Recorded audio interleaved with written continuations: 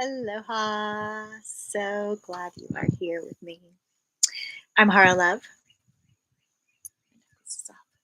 And we are going to make our way through a celestial forecast for Mars and Uranus conjunct the Eye of Medusa in Taurus and Gate 8.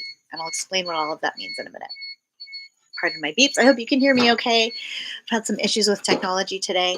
So part of the energy of this conjunct where these astrological bodies are really close together in Taurus and Gate 8 has this energy. It's very transformative.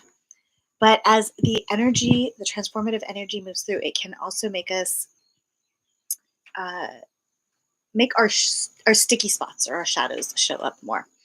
And it's similar in that way to Mercury retrograde, which we are actually heading into the shadow of the next Mercury retrograde on July 16th. So July 15th, we will be starting the Mars Uranus Eye of Medusa conjunction. It will continue through July 16th, and then on July 16th, we will also have Mercury moving into its pre-shadow retrograde in Leo. So the 16th is going to be potentially intense. Who knows? Maybe just some sticky spots. But it really does vary depending on your natal chart. So obviously, we can't get into that in detail here. But if you drop your information in the comments, I will give you a little bit more specific wisdom around how this particular aspect might affect you. Could have some challenges, could have some benefits. Usually it's both. Usually it's how we approach it. So what we're going to focus on in this video is approaching this aspect with empowerment, approaching it with a receptivity to the transformation that it provides. And so how we'll do that is by exploring the energies of Mars, of Uranus, of the Eye of Medusa, also known as Algol. And we will explore Taurus and Gate 8 and how all of these energies and energetics merge. Then we're going to explore embodying these energies, feeling them somatically in our body so that we can make the most of that transformation. A lot of astrologers are,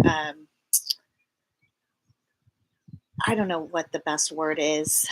Some are nervous, some are like, oh no, watch out. I'm more of the field that, yeah, okay, maybe for some charts it might be really intense, but for most of us, it's just going to stimulate some additional transformation. We may have some more sticky spots. We may feel a little bit like, what the fuck is going on? And I know a lot of us are already feeling that. So this is one part of the reason why. Okay, so what I want to start by doing is just clearing the space, setting an intention, so that this exploration can be transformational in itself. So take some nice deep breaths. I wanted to have some sage and do a nice smudge, or I had some cedar, but I couldn't find it. So sticky spot, and then I had all this technology stuff. This is the third time I've restarted this live due to technical issues, and yeah, that stuff can be coming up, and there can be feelings of frustration.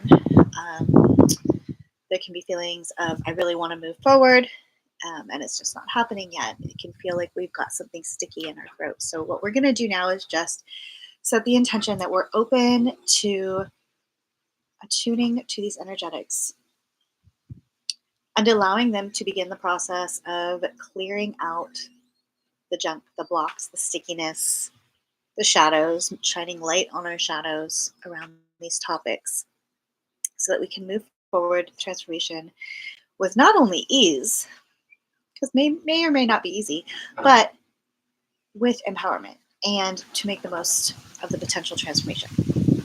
While acknowledging that it may or may not be time for an intense transformation for us. And we get to feel into that, and we get to decide for the most part, although for some of us it may be transforming us whether we want to or not. So that's where really checking on your individual chart and how the different aspects will affect it is so helpful. So if you do want that, you can just let me know, comment, or message me, and we can get you a custom transit report looking at all of the aspects and transits coming up and how they might affect you.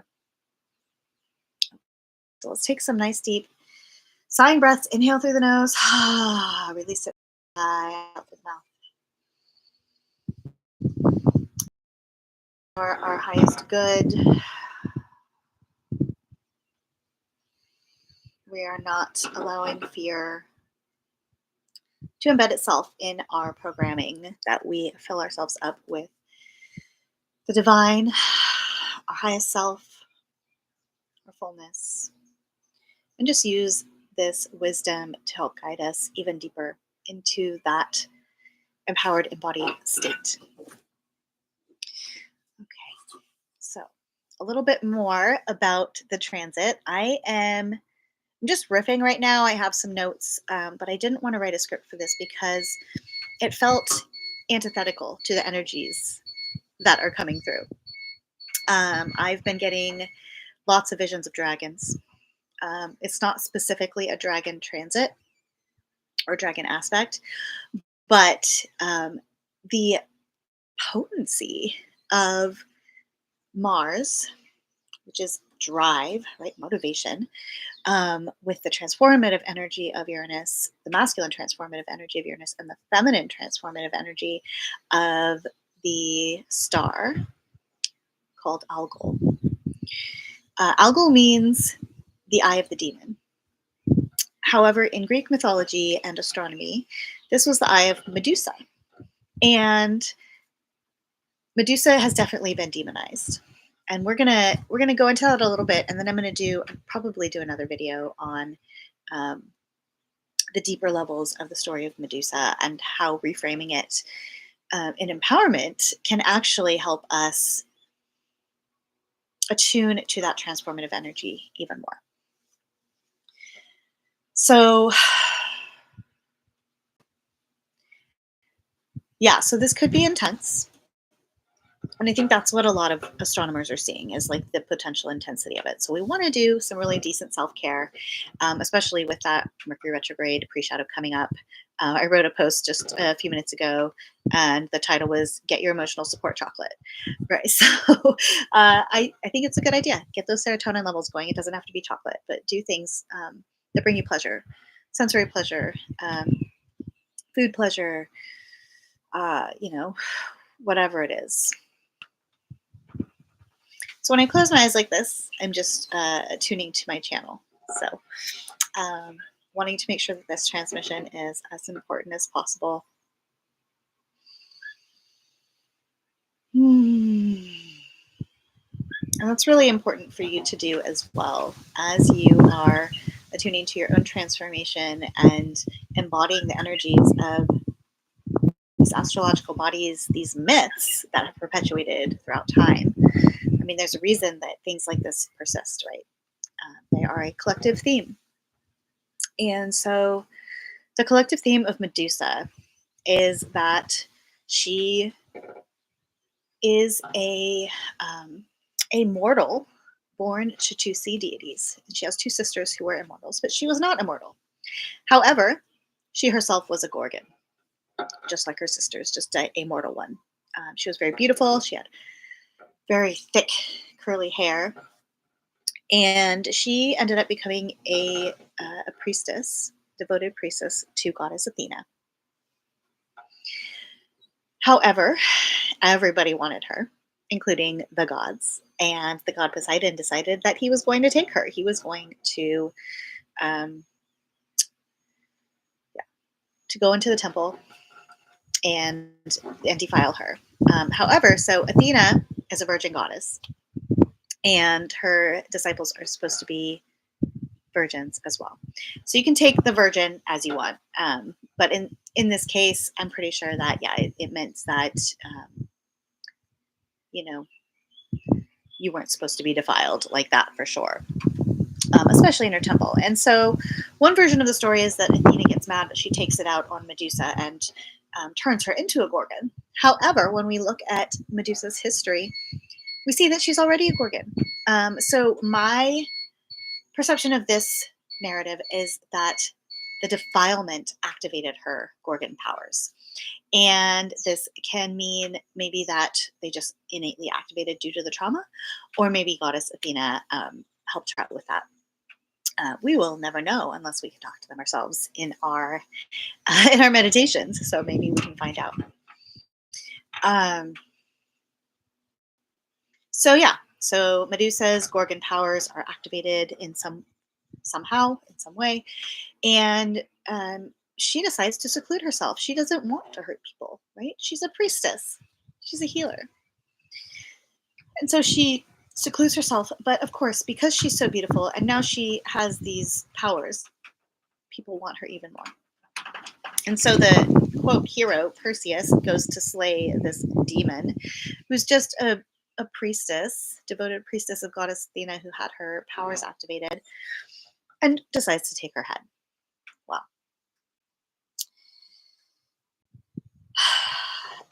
It's a sad story, right? It doesn't turn out well for Medusa, either way we look at it. But we can look at the theme of literally she was able to transform people into stone, men into stone in particular. And what is the energy of that transformation, that intensity of transformation? Um, I look at it as the misaligned energies, right? The men that are impure of heart, the men that want to take advantage of her or kill her, um, are misaligned energies. And so we get to put up really solid boundaries of stone if we need, in order to close ourselves off from those misaligned energies, those predatory energies, and be in a safe temple to explore our own transformation. And so Mars and Uranus are helping stimulate that. They are actually, in the reframed perspective of Medusa, they are actually helping, giving that transformative energy some extra fire, some extra electricity. And that's where I see the dragon coming in, because it feels like there's electric fire all around us right now. And then with Venus in Leo and Mercury in Leo, and the sun is about to move into Leo, we've got that extra fiery energy. And then Chiron about to shift in, Chiron is in Aries and about to shift into retrograde. So we've got all of this fiery energy going on right now. Here in the US, the mainland is going through a crazy heat wave. I haven't checked today if it's over yet.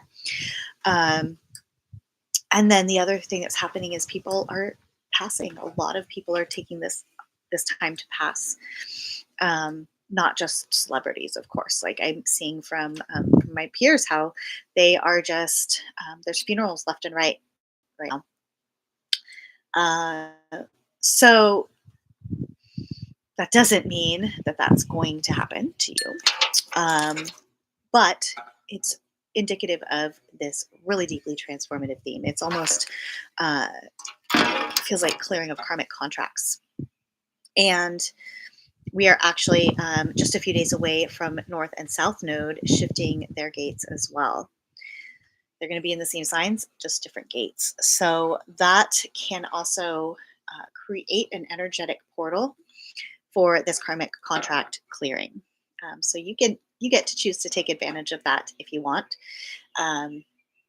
As we do these embodiment practices, if you devote yourself to holding that energy through these transits, through these aspects, then it will allow you to amplify the process and to be more, I don't want to say in control, but have play more of a upfront role in it versus just feeling like something's happening to you and it's overwhelming, which tends to happen a lot to people when there's a lot of retrogrades or intense aspects. So we get to choose how we approach it. Okay, so that all being said, I wanted to head into the information about the specifics. So let me pull that up here. My computer's running a little slow. So I just want to remind you, put your information below. This is a lot of information, but I feel like it's so worth it to really, really feel into it. Okay, so Mars is action, a planet, and drive. Uranus is the planet of sudden change and rebellion. And Algol is associated with intensity and transformation. They are all conjunct, which means very close together, in gate 8. So gate 8 in human design, it's within the sign of Taurus, and it is known as the gate of contribution. One of my favorite human design writers calls it the rebel with a cause gate. So what does that mean? Let's pull that up. Rebel with a cause. So the primary action of this gate, the primary energy, the primary theme is to make a contribution in the world by being our authentic self. And this gate is situated in the throat chakra. So it's about really expressing our authentic self. And I know for me, I've had a lot more throat stuff coming up lately. That tends to happen to me with a lot of throat activations.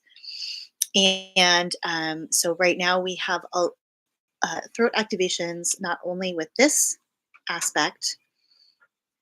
Let's see, I believe we have, Venus is activating the throat. The sun is activating the throat.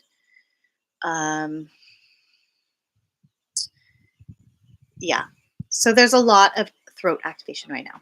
And so it's all really about expressing ourselves in that way. And sometimes it's with our voice. Sometimes it's with writing. It can vary, but really using your voice during this time is very powerful. Okay, so I want to talk about embodying gate 8, but I'm going to wait just a minute and go over the details of the aspect just a little more. So, as I said, this is a time of potential intensity, possible change. So it can help us to be open and receptive to new experiences and unexpected opportunities. We just had gate 2 activated just a little while ago. Let me see if it's still activated. But gate 2 is the receptive, the feminine. So we kind of got primed for being receptive to this powerful energy. No gate 2 right now. So just being aware, being open. We also have some spleen activation right now, or coming up. I have to look. So opening to receptiveness of the external influence of this transit, this aspect, as well as opening up to our internal wisdom, can help us have the discernment to know, when to kind of push into something and when to hold back.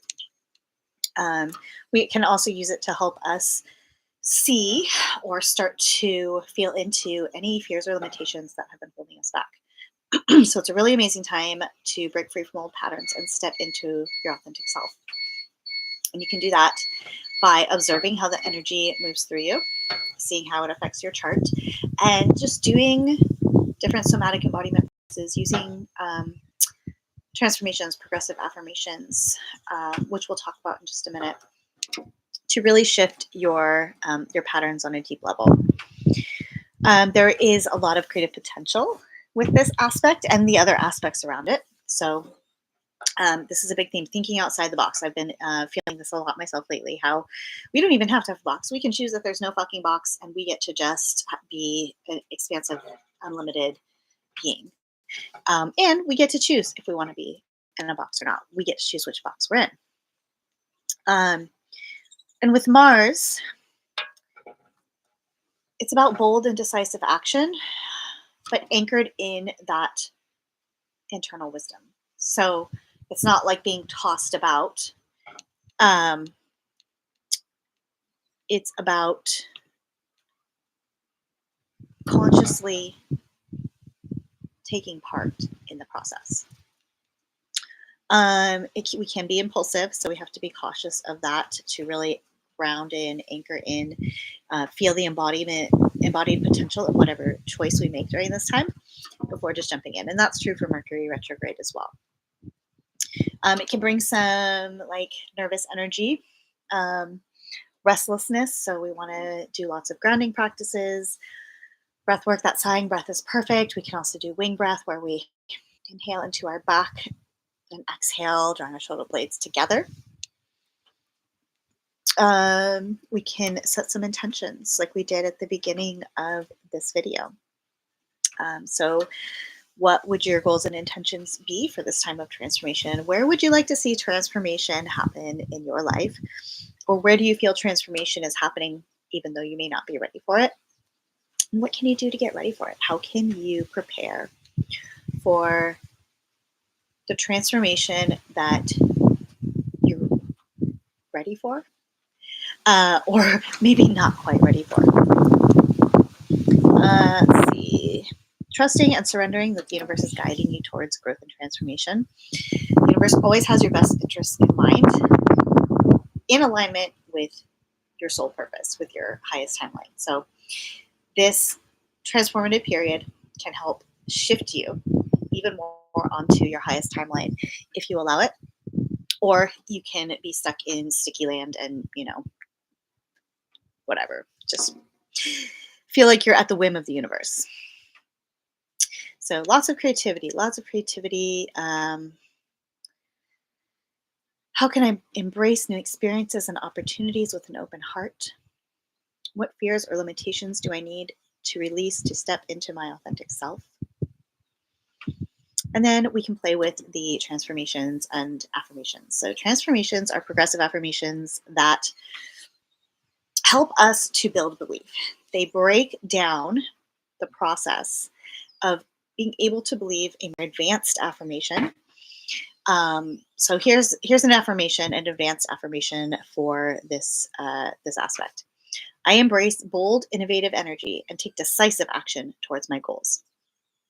If your natal Mars is in a softer aspect, you may not be able to really feel that and embody it in your body, and you may not even feel like you can say it.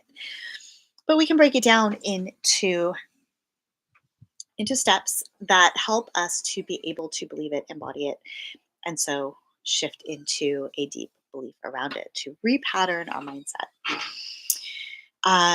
If you want to know more about transformations, I'm not going to break down every affirmation. I might do just one. We'll see. But if you want to know more about them, I've been talking about them on Facebook. I'll have an introductory video up soon as well. They're really amazing. I've had amazing success integrating them with the somatic practices, with human design, and in affecting transformation, in affecting powerful transformation that supports the kind of up level that my clients have been craving. Okay, so let's see. I am open to new experiences and trust the serendipity of the universe. I release what holds me back and step into my true potential with confidence. So 3 powerful affirmations. You see how you feel with those. If you feel it feels like they're sticky, like you can't quite believe them, then you want to go back a step. So let's see. I am open to new experiences and trust the serendipity of the universe. Well, for me, I feel like I can kind of believe that, but it's not completely true for me. So I might start out with exploring a step 1, a level 1 transformation, and say, I am open to opening to new experiences. I'm ready to open to new experiences. And I would love to learn to trust the serendipity of the universe. That all is very true. And if that feels good, we can go to the next step. So let's see, what would a next step be for that one? Oh, you know what? Let me just enter it in here. I have a little special calculator that does it for me. So let's see. And I can create transformations for anything. They're amazing. And then you can learn how to do it yourself. Let's see. It was I am open to new experiences and trust the serendipity of the universe. I am open to new experiences and trust the serendipity, that's a fun word, of the universe. Serendipity means like, luck, right? Okay. So we're going to create a transformation for that affirmation, and then we'll explore that. And while we're doing that, we can explore more about this conjunction. So, with these astrological bodies in Taurus, the energy is really focused on stability, security, um, but it can also be stubbornness and resistance to change. So we might be butting up against that. That can be where some of that stickiness is coming from. We've got the fire of Mars, the electric transformation of Uranus, the priestess snake energy, transformative energy of Medusa, all blending together in this really stable, grounded sign. Excuse me. And then we have the gate 8 specific energies, which are where we contribute our individual expression. It's our unique part, our unique role in the collective. And the energy of gate 8 encourages us to use our unique talents to benefit the collective. So we can really harness the power of this transformation to become aware of our shadows, our limitations, our fears that are holding us back from sharing our unique talents, from sharing our depth, from sharing our fullness, from expressing authentically. So that's a really powerful gift. So there's this mix, these energies of a grounding of assertive action, revolutionary change, and intense transformation. So we may have some unexpected shifts. I know there's been a lot politically right now. So we just kind of need to be open to the change, focus on our unique gifts and amplifying those through transformation. And as our fears arise, as our limiting beliefs arise, as our shadows, we experience our shadows or stickiness, to being brave enough to explore them. And so that's one way we can really draw upon the energies of this. I mean, Mars, he's like warrior dude. He's ready to go. And Uranus, same thing. And Medusa, I mean, she's got the skills herself to protect herself. So we can embody those energies, cycle them through our energy field, and create a really solid energetic temple, right? The stone of Medusa and the earth of Taurus, and the fire in the center of Mars, and the electrical aura of Uranus, anchored in our body temple, can create a very powerful and safe space in which we can transform. So potential challenges of this aspect, there may be some, something unexpected, sudden changes. Maybe our plans are disrupted or our routines are disrupted. Got to go with the flow on this one. We may have some intense emotions, especially as we come across those sticky spots or our fears or our shadows. And we may have the stickiness of the transformative energy butting up against that grounded energy of Taurus. The benefits, it's a time of potential innovation and breakthrough, new ideas, unconventional approaches, empowerment and assertive energy to take bold actions and stand in your power, which is amazing. And then transformation, transformation that can lead to growth and rebirth. So we may feel like we're, dying a little bit, a little death, which ironically, in French, le petit mort, the little death is the euphemism for orgasm. So, right, so we can create some pleasure. An orgasm a day keeps the energy moving through. So, harness the power of pleasure. If you want to know more about that, just let me know. Okay, so we are going to shift into some embodiment practices around this. We're going to start with an invocation. I call upon the transformative power of Medusa, the revolutionary spirit of Uranus, and the assertive energy of Mars. As we navigate these intense cosmic energies, may I release fear and resistance, opening myself to the flow of change. Let me be bold in my action, innovative in my thinking, and resilient in the face of disruption. Okay. I am going to pull up a story I wrote to help jumpstart the embodiment of this aspect. Just moving slow, no rush. I created a bunch of affirmations for this aspect, but we're not going to go into them all. Okay, so I'm just pulling up the story. So we're going to start out. This is just to help us get into our body so that we can embody the energies a bit more. So we're going to start out. Nice deep sighing breath. You can close your eyes if you're able, and just imagine yourself stepping into a sacred forest at the edge of a beautiful queendom, and the air is crackling with electric energy. The trees around you are shimmering with an otherworldly light, and their leaves are rustling in anticipation. At the center of the clearing stand 3 majestic dragons, each one shimmering with a different color. The red of Mars, the electric blue of Uranus, and the gold of Algol. And as you take a deep breath, you feel into the ground beneath your feet, solid and grounding, feeling into that earthly Taurus energy. And then you draw up the lava, volcanic power, the magma from deep within the earth, filling you up with the fire of Mars, moving through your body, clearing blocks all the way up to your head, opening and activating each chakra, helping them balance. And as you reach your crown chakra and you open up to the divine flow of energy, you can feel the energy of Mars coming in from the top. So you have the fiery energy from the bottom and the fiery energy of Mars coming in from the top, dissolving, clearing, lighting the way.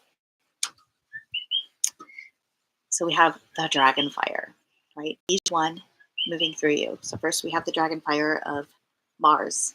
This is the epitome of fire, right? It is deeply transformative. We have the golden fire of Uranus, which is like lightning. So dragon breathing electric fire into our body. And we feel that especially in our belly, or you may feel it somewhere where you have a sticky spot.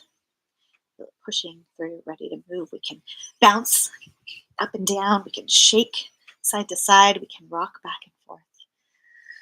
We can continue those breaths, focusing our breath, expanding into any areas where we feel stickiness as we start feeling that transformative energy moving through us.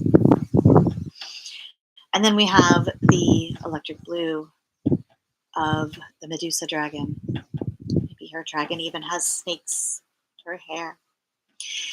And that electric blue energy moves through us, almost like creating a scaffold. It creates a shield. It creates a word I'm getting is shell. So we have the fire moving through us. We have the electric energy running through us like a current. And we have this beautiful electric blue. It's like a fluid shell protecting our body and our energy field. And so these 3 powerful energies merge together as one in our body. And as we walk towards these dragons in the meadow, they let out more of their special kind of fire, and it fills us up even more. And so we're walking forward, literally into fire. And yet we're breathing, we're trusting, We're surrendered to the process, to the journey, this transformation. So let's see where we can open up our bodies even more to transformation. Maybe we want to move. Maybe we want to open up. Oh, my back just went into place. That feels so good. So allowing these energies to create your temple. Remember, we talked about the visual of the sacred temple of our body and how Medusa can help create the structure, the architecture. And Mars can light the fire, and Uranus can create that powerful energy field to protect it. And so these dragons are helping us literally create that in our body. And that's a really beautiful gift. So with each step, we're deeper in the fire and it's filling us up more and more. And we may begin to see flashes of shadows or have fears arise. So I want you to take note of those. Those are the things that you can work through. Those are the things that you can journal about or use a transformation series for or do more embodiment work around. And as we walk past the dragons, we walked, so there are 3 dragons, there's space in between, and we walk between 2 to the other end of the meadow. They turn around, they're still following us with their fire as we walk through this meadow of transformation. And we walk through, and a path opens up into the forest on the other side. There's a bench, we can sit down, there's some water, a little snack, some animals come say hi, whatever it is that you envision. We can feel the power of that transformation just with that short walkthrough of it, the embodiment of those energies. And so weaving in a visual like this, an embodied visualization of those energies can help us clear those blocks, become more aware of those shadows, navigate the limitations so that we can up level, we can really truly break through some of the things that we have been praying for, that we have been ready for, but just it hasn't been the right time. So when we're ready, we're relaxed a little bit. We're going to go back to the edge of the meadow and just lift our arms towards the sky in gratitude, bow and thank the dragons for their transformative power, bow and thank Mars and Uranus and Medusa for their power. Thank ourselves for taking this time to embody this transformation, to embody this drive, to embody the protection and the discernment of having that shell. And you, now that you have experienced this, you are now initiated into the energies of these energies, right? And then into working with these dragons. If you want to work with the dragons on your own, you can call upon them. You can let them know. You can kind of like tune the dial. Okay, I just want a little bit, or I'm ready for more. And that's a great tool if you are feeling some transformation happening during this time and you want to turn it down a little bit. Go into that space and just turn down the dial, or you can talk to the dragons and let them know I'm ready for some transformation, but let's take it down a little bit, or I need to take a break from this transformation for now. Or if we're ready to turn it up, we can let them know as well. Okay. We can also do embodiment practices to enhance those energies. We can work with breath of fire. We can, work more with some electrifying energy, channeling it through. We can work more with the grounding of Taurus if we need. So doing, earthing outside or gardening, whatever it is, that helps us to feel that. We can do a dragon roar. We can release our throat, which is actually really powerful to support this transformative time. So we can do our sighing breath. Sigh it out with our tongue out. Can even go into a full lion's breath. We can also envision ourselves as a dragon with that roar coming out. So if we feel like we've had a lot of inflammation and we have a lot of frustration or tension built up, that can be a great way to help release that. All right, so let's just integrate those energies for a minute. They can actually become a part of our energetic field if we so choose. It takes a number of times to really anchor it in. And then once they're anchored in, if we just revisit those energies every once in a while to kind of refresh them, we can draw upon them pretty much for the rest of our lives if we so choose. So that's a really beautiful gift. Okay, let me just see what else I wanted to talk about with that. Yeah, so one other thing that we can talk about with the Eye of Medusa is it's often associated with fear and rage. And as a betrayed woman, and we've all been betrayed in some way, whether it's physically with our bodies, sexually, or other birth trauma, whatever it is, or we've just felt betrayed by the patriarchy, or uh, whatever it is, we can use this time to start navigating through that. And sometimes that can be a lot. So if you need support, let me know. I'm happy to provide some somatic embodiment sessions using these powerful tools to support that. If you want to find your true purpose, I offer soul purpose work. Now is a great time for that. We can do it intensive or have it drawn out a little bit more, but we just do somatic work, embodiment work, human design explorations, and then there's a special course that you go through to really attune to your highest purpose and timeline. And then, yeah. Ooh. Okay. So that feels really beautiful. Oh, the other thing we can embody, speaking of gate 8, is how can we be living our highest purpose? What do we need to clear to make that happen? And then how can we ground it in most deeply? So that is, if we were to focus on the ultimate energy of this aspect, that is what I would have it as. Like, how can I attune to my highest timeline and purpose? What can I release? How can I transform to make that happen? And how can I ground it into reality? How can I ground it into the present moment right now? And how can I keep grounding it in the future? All right. That feels like a complete transition. Let me see. I wanted to just pull up the last thing here. So like I said, I will be likely touching on a little bit more on Medusa soon. I'm not sure. I'm just going to see when I feel called to do it. It may be during the actual aspect tomorrow or the next day.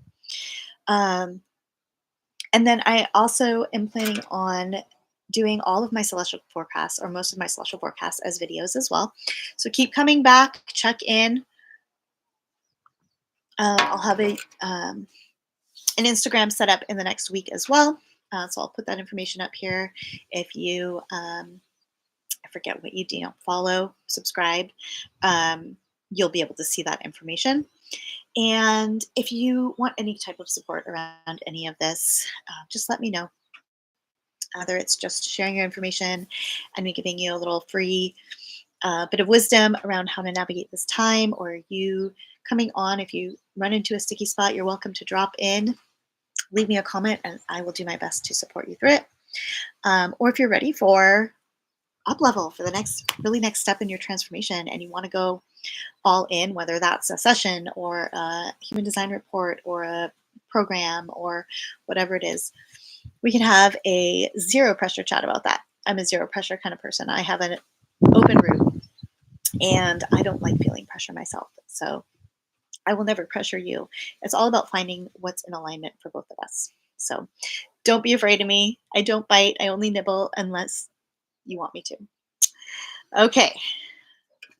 Blessings on your day. Blessings on your transformative journey. And I'm excited to talk to you soon.